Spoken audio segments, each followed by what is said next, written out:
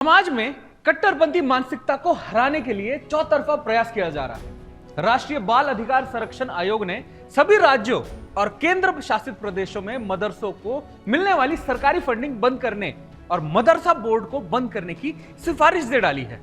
आयोग ने शनिवार को सभी राज्यों और केंद्र शासित प्रदेशों के मुख्य सचिवों और प्रशासकों को निर्देश जारी किया है।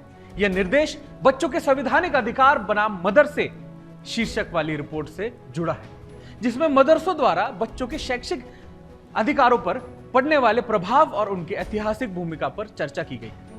पूरी जानकारी इस रिपोर्ट में देखिए।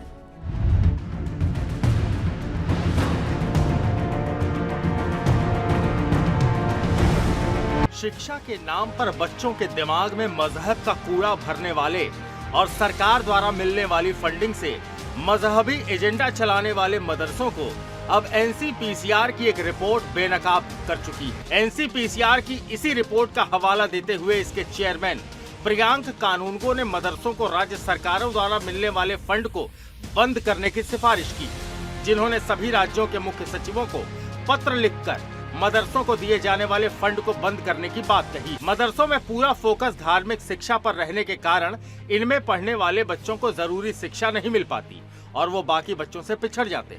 यही नहीं, मदरसे सरकारी फंड से ज्यादा चंदा अपने सामुदायिक संगठनों से प्राप्त कर लेते हैं। ऐसे में मदरसे इन पैसों का कहां प्रयोग करते हैं और मदरसों के पास कितना काला धन है, ये भी जांच का विषय होना चाहिए, जिस पर एनसीपीसीआर ने अपनी सिफारिशें पत्रों के माध्यम से की हैं। ऐसे में एनसीपीसीआर के इन दावों पर मदरसा प्रेमी मुल्ला मौलवी फिर से बौखला गए। यही नहीं, एनसीपीसीआर की इस रिपोर्ट और इसके चेयरमैन प्रियांक कानूनगो द्वारा लिखे गए पत्र पर सपा प्रमुख अखिलेश यादव ने भी अपनी मुस्लिम तुष्टीकरण वाली राजनीति शुरू कर दी है। समाजवादी पार्टी के अध्यक्ष अखिलेश यादव आज अपने मुस्लिम वोट बैंक को खुश करने के लिए जिन मदरसों के समर्थन में बात कर रहे हैं, उन्हें ये नहीं भूलना चाहिए कि आज हिंदुस्तान समेत पूरे विश्व में फैली जिहाद की आग इन्हीं मदरसों की देन है। Bureau report, Sudarshan news.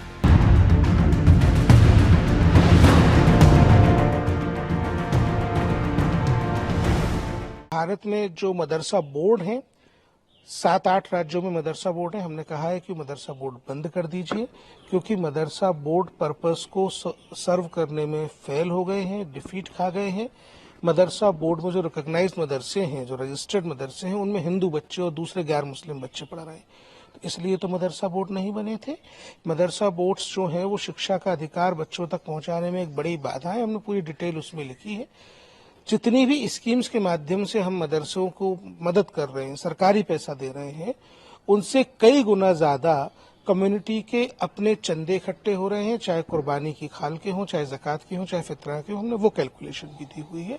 इसलिए ये फंडिंग बंद कर देना चाहिए, मदरसा बोर्ड डिसबैंड कर देना चाहिए। जो हिंदू बच्चे इन मदरसों में हैं, उनको तत्काल जो है स्कूलों में दाखिल कर देना चाहिए। दुर्भाग्य यही है कि राजनीति कब तक तुष्टीकरण का खेल खेलती रहेगी। यह सवाल इसलिए क्योंकि महाराष्ट्र विधानसभा चुनाव 2024 से ठीक पहले एकनाथ शिंदे की कैबिनेट ने मदरसा टीचरों का वेतन 3 गुना बढ़ाने की फैसला किया है। मदरसा टीचरों को अभी तक मिलने वाली 6,000 रुपए प्रति महीने की सैलरी अब लगभग 3 गुना बढ़कर 16,000 रुपए कर दी जाएगी। कैबिनेट बैठक में इस प्रस्ताव को मंजूरी भी दे दी गई है। हालांकि बीजेपी इस मजहब से जोड़कर नहीं देखना चाहती है। वो साफ कहती है कि यह फैसला भावी पीढ़ी को ज्ञान देने के वालों के लिए है। मदरसों को लेकर छिड़ी नई बहस को तह तक समझना जरूरी है। चलिए इसका बारीक विश्लेषण करते हैं और ग्राफिक्स के जरिए समझते हैं कि मदरसों का आर्थिक तंत्र कैसे काम कर रहा है। अब आप देखिए, भारत में मदरसे करते हैं सरकारी फंड का दुरुपयोग।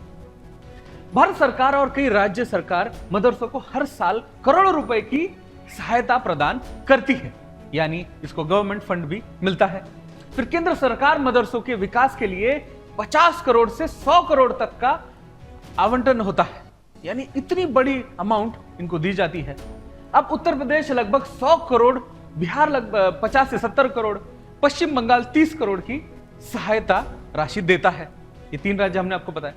अब दुरुपयोग ऐसा होता है कि मदरसे शिक्षा से हटकर इसी फंडिंग को राजनीतिक और जिहादी गतिविधियों में लगाते हैं, यानी जिहादी गतिविधियों में इसका प्रॉपर यूज होता है। और कौन फंसता है इसमें? आम हिंदू।